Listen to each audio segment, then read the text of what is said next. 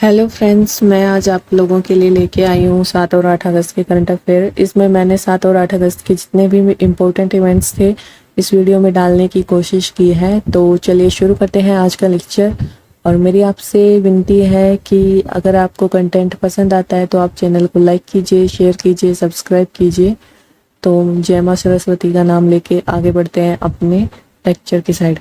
आज का जो पहला करंट अफेयर है उसके अकॉर्डिंग वी प्रणव एक चेस प्लेयर हैं चेन्नई से। ये भारत के 75वें ग्रैंड मास्टर बन गए हैं। रोमानिया में एक टूर्नामेंट हुआ था, उसको इन्होंने जीता है और इनको 75th ग्रैंड मास्टर होने का गौरव प्राप्त हो गया है।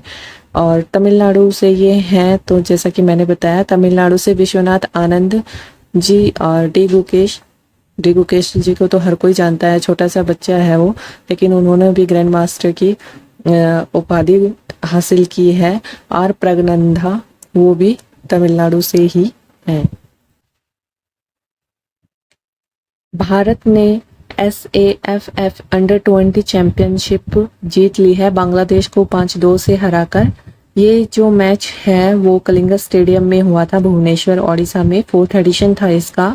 SAFF means South Asian football federation under twenty championship.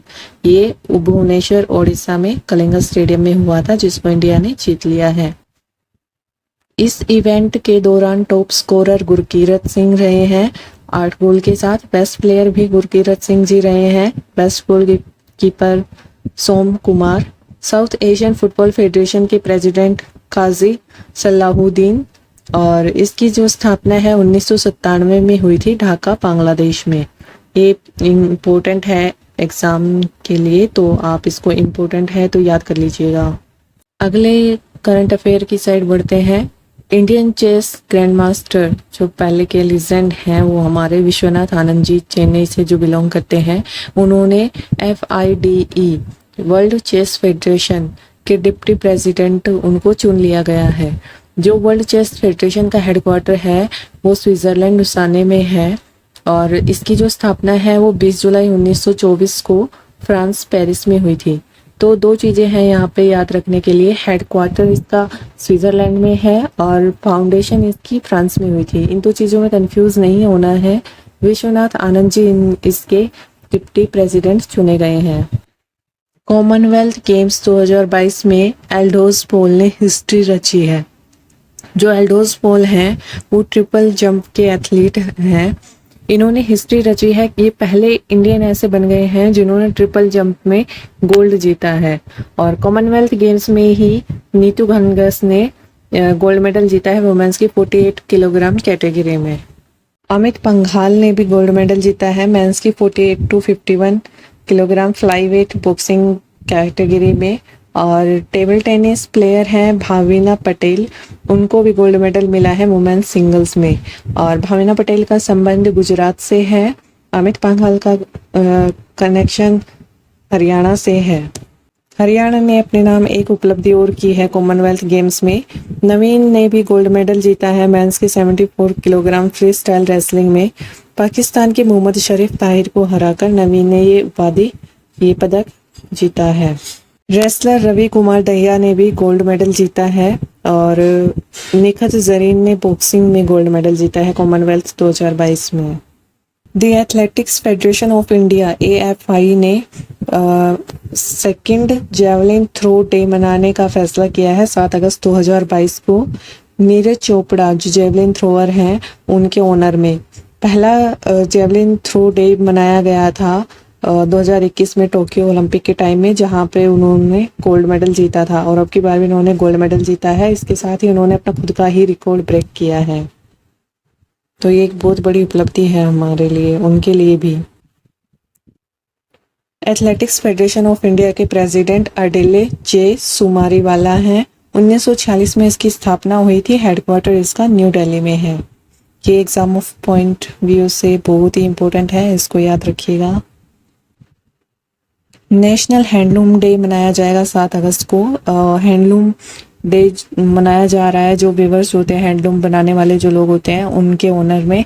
और इस बार की जो थीम रहेगी नेशनल हैंडलूम डे की वो रहेगी handloom and Indian legacy. Handloom पर भारत की बहुत से लोग की लाइवलीहुड है वो डिपेंड करती है। तो इस डे को मनाया जा रहा है वीवर्स के सम्मान में।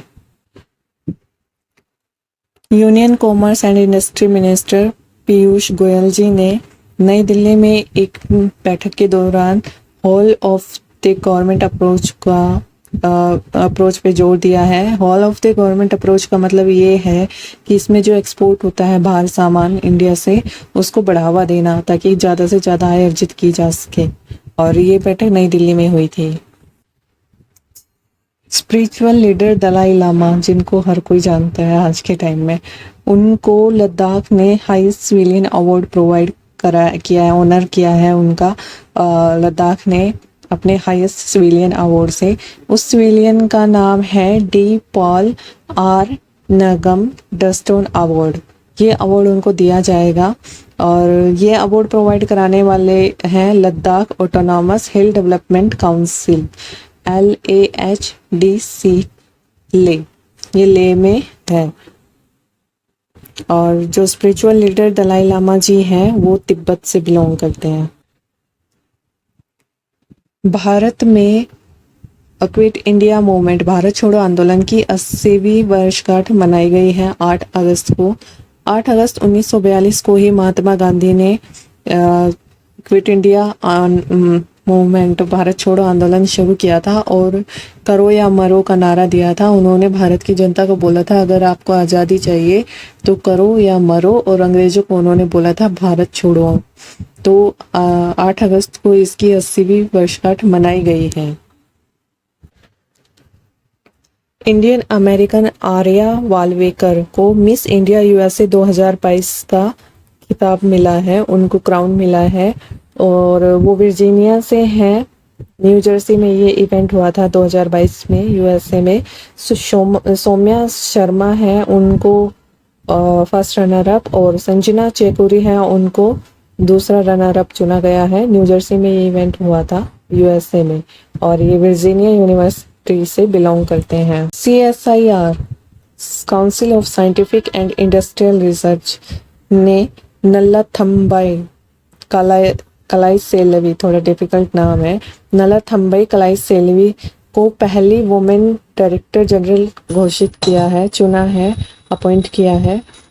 ये बहुत ही इम्पोर्टेंट क्वेश्चन हो गया है क्योंकि पहली वुमेन डायरेक्टर जनरल जो है वो CSIR की नल्लाथम्बाई कलाईसेल्वी बनी है, तो इसको याद रखना। और वो सीनियर इलेक्ट्रोमैकेनिकल साइंटिस्ट थी CSIR में ही। इन्होंने शेखर मांडे को सक्सेड किया है। CSIR की फाउंडेशन 26 सितंबर 1942 में है और इसके जो हेड हैं वो प्राइम मिनिस्टर ऑफ इंडिया यानी कि नरेंद्र मोदी जी हैं, और डायरेक्टर जनरल नल्लाथम्बाई कलाईसेल्वी।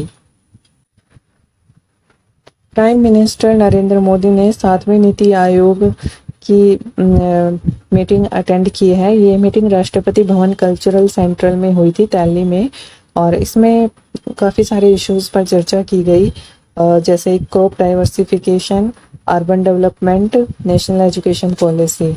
ये 7वीं बैठक थी और नरेंद्र मोदी जी ने इसको दिल्ली के राष्ट्रपति भवन के कल्चरल सेंटर में अटेंड किया। यूनिटी स्मॉल फाइनेंशियल बैंक ने इंद्रजीत कमोत्रा को MD और CEO नियुक्त किया है। 2022 में जनवरी में विनोद राय, जो पुराने फॉर्मर कैग थे इंडिया के, उनको इसका चेयरमैन चुना है, अपॉइंट किया है। तो अभी जो इसके CEO और MD हैं वो इंद्रजीत कमोत्रा हैं। यूपी के CM मिस्टर योगी जी ने फार्मर्स की इनकम को डबल करने के लिए पंचामृत योजना का उद्घाटन किया है। इस योजना के तहत किसानों को इनकम डबल करने के लिए आधुनिक टेक्निक को अपनाने के लिए जोर दिया जाएगा और एक अवार्ड भी रखा गया है इसमें, उत्तम शुगरकेन फार्मर, जो किसानों को हेल्प करेगा उनकी इनकम डबल करने में। तो गाइस ये थे आज के सारे इवेंट्स। होप आपको वीडियो पसंद आई होगी। अगर आपको ये वीडियो पसंद आई है तो लाइक कीजिएगा, शेयर कीजिएगा, सब्सक्राइब कीजिएगा। मैं आपको मिलूंगी कल एक नई वीडियो के साथ में। Till then bye bye.